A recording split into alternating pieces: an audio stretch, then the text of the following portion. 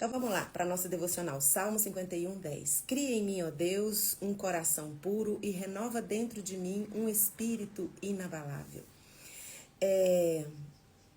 Cria em mim, ó Deus. Essa é uma oração corajosa, né, gente? Não é uma oração corajosa? Uma oração muito corajosa de Davi.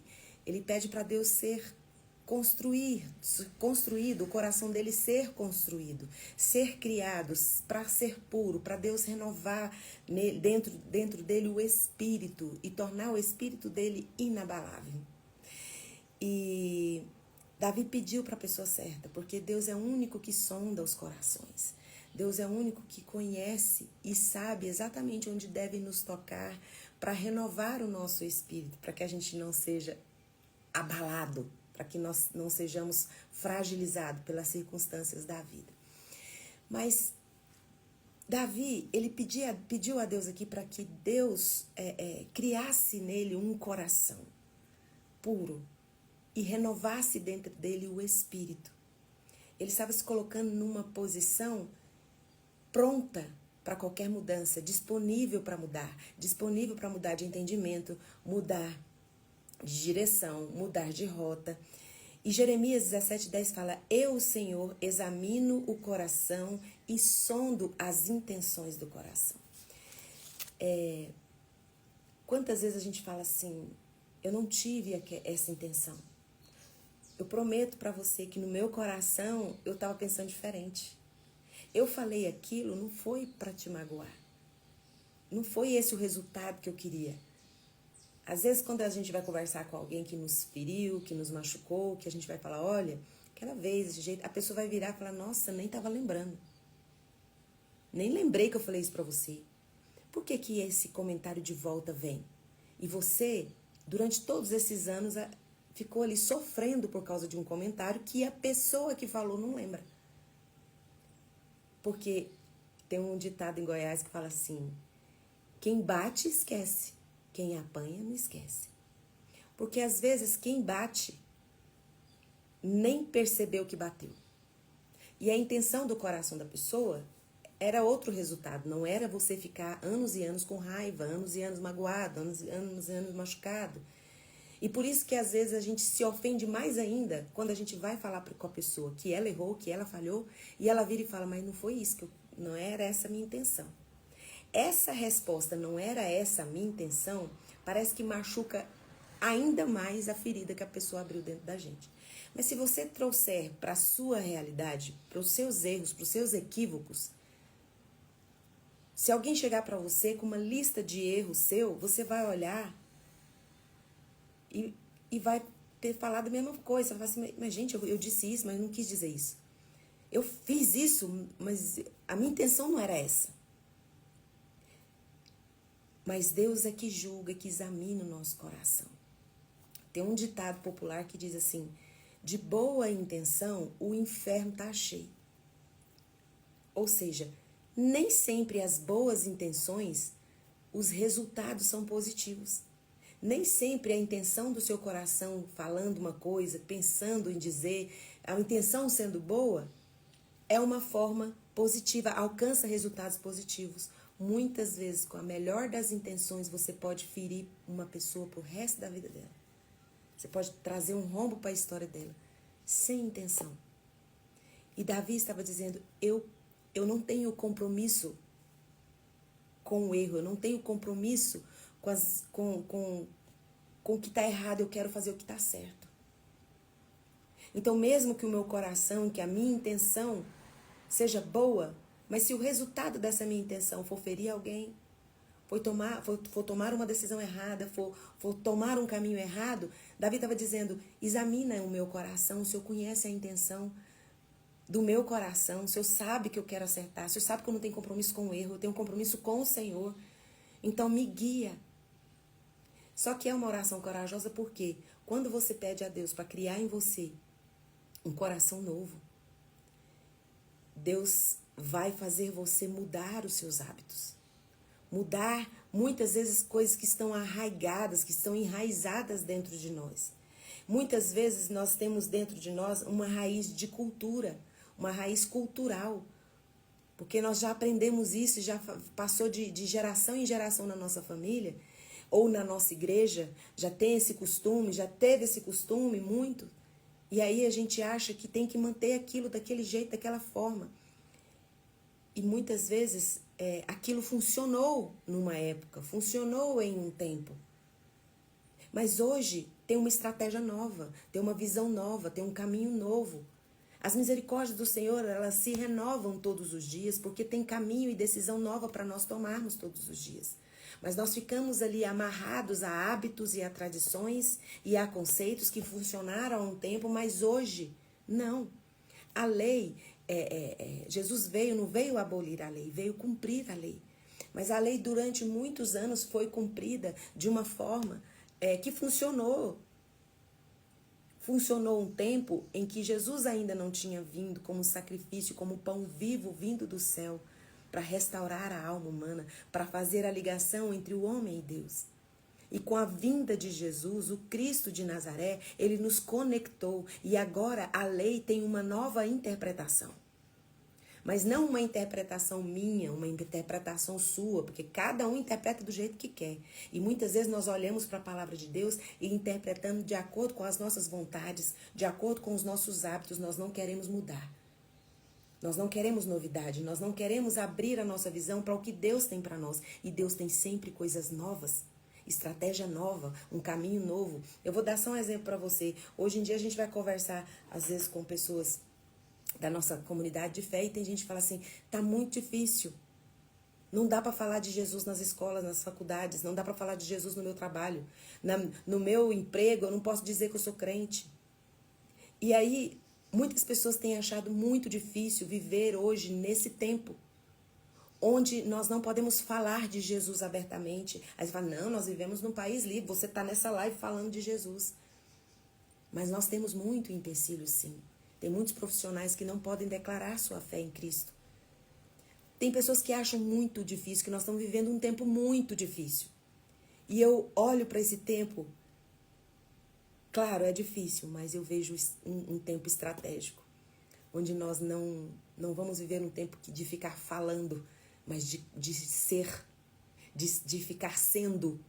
Nós temos que, com as atitudes, mostrar primeiro para as pessoas quem é Jesus através da nossa vida, da nossa atitude, da nossa mudança de hábito, da nossa mudança de entendimento. Porque hoje nós temos que pregar um evangelho vivo, santo e eficaz, como povo eleito, como sacerdócio real, nação santa, povo de propriedade exclusiva de Deus, mas de uma forma silenciada. Mas ninguém pode calar um testemunho. Ninguém pode calar uma ação, uma atitude. Uma atitude depois que ela é vista, ela é sentida. E a forma como que nós temos hoje de pregar o evangelho é uma forma às vezes mais difícil, sim, porque nós temos que ser para depois falar. Porque antes era assim, as pessoas falavam, mas não tinha vida. E o evangelho que a pessoa estava pregando, o Cristo que a pessoa estava pregando, não tinha alinhamento com as escolhas que ela fazia para a vida dela, não tinha um alinhamento com as decisões que ela tomava, não tinha um alinhamento, o Salvador não tinha um alinhamento com o que ela fazia na vida dela, com as atitudes da vida dela. Não porque a pessoa dava um mau testemunho, às vezes porque dava um mau testemunho, às vezes a intenção da pessoa é uma intenção boa, mas com resultados errados, equivocados. Muitas vezes a pessoa estava dando um mau testemunho, nem era porque estava querendo levar pessoas para si longe de Jesus. Às vezes com uma excelente intenção, com uma boa intenção de falar de Jesus, os resultados foram negativos, porque a forma que foi falada foi uma forma que machucou, que foi uma forma equivocada. Então, para viver nesse mundo, como igreja de Cristo, num mundo onde a estratégia é ser, nem sempre falar, nós temos que ter alguém muito poderoso que nos ajude a transformar o nosso entendimento, a olhar para situações novas e não ter compromisso com cultura, com religiosidade. Porque muitos anos na minha família a tradição é essa, mas muitas vezes é uma tradição que aprisiona você a experimentar mudanças. Eu não estou aqui sendo contra as coisas, o saudosismo das pessoas com a família, com a cultura. Mas quando nós deixamos que Deus controle, examine e construa o nosso coração para ser puro, e guiar a gente para um caminho eterno, nós não deixamos de honrar nossa cultura, de honrar nossa família. Mas nós não somos presos a isso, nós somos livres, porque nós conhecemos o Cristo de Nazaré, que nos deixa livres para ter um entendimento novo todas as vezes que precisarmos. Porque o nosso coração é corrupto. Muita coisa que você falou que você não ia fazer nunca na sua vida, hoje você está fazendo. Porque o nosso coração, a nossa emoção, ela vai de acordo com o que nos acontece, com o que a gente enxerga, com o que a gente vê. E Deus é o único que conhece toda a sua história. Ele conhece todo o contexto da sua história. Ele sabe quem é você. Ele te conhece. Salmo 139, 23 e 24, o salmista fala assim: sonda-me, ó Deus, e conhece meu coração. Prova-me, conhece os meus pensamentos. Vê se há em mim algum caminho mau e me guia pelo caminho eterno. Sabe, às vezes você tem boa intenção, mas essas suas boas intenções não trarão efeitos positivos para a sua vida e nem para a vida das pessoas que te cercam. Você precisa ser guiado, você precisa ser estrategicamente colocado na sua família, na sua empresa, na sua igreja, estrategicamente colocado por Deus. Quando nós não colocamos Deus ali no lugar de criador, de guia, de orientador, nós vamos pelo aquilo que a gente vê, por aquilo que a aparência está nos mostrando. E nós não temos o poder de ver o contexto todo. Então só Deus é que pode sondar o nosso coração e criar um coração novo, criar um coração puro, um entendimento novo. E muitas vezes preso a tradições, preso a religião, preso a uma cultura que funcionou um tempo, mas agora porque as coisas mudaram, foram evoluindo. Você não pode ficar parado e preso a isso, porque Deus tem um novo entendimento. Deus tem uma nova visão. O nosso compromisso, ele precisa ser com Deus, com o nosso Criador, com o nosso Salvador, com o nosso Resgatador. O nosso compromisso precisa ser com Ele.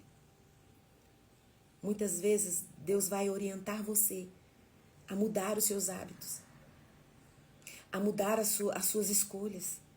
Sabe, nós estamos vivendo em um tempo difícil, sim, onde às vezes, por mais que fala que nós estamos num país livre, mas na verdade existe uma perseguição velada, onde você não pode ficar, eu não posso falar muito, aí você fala, eu não posso falar de Deus, mas eu falo assim mesmo.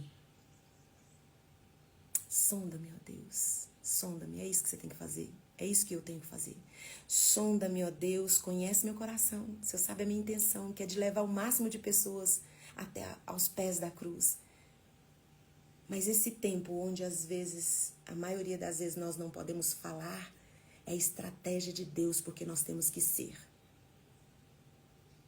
Hoje em dia muitas pessoas falam muitas coisas. Todo mundo tem um argumento power.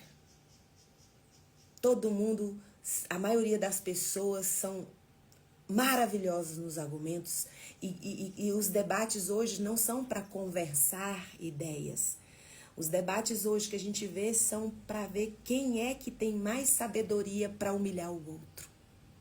E quando nós colocamos o nosso coração na mão do nosso Criador e permite que Ele crie em nós um espírito inabalável, que sonda o nosso coração, nós levamos à comunidade, nós levamos às pessoas que nos cercam um diálogo de vida, de vivência, onde as pessoas vão ver o amor de Deus em movimento em mim. E eu não sou preso e comprometido à tradição, à cultura. São coisas importantes.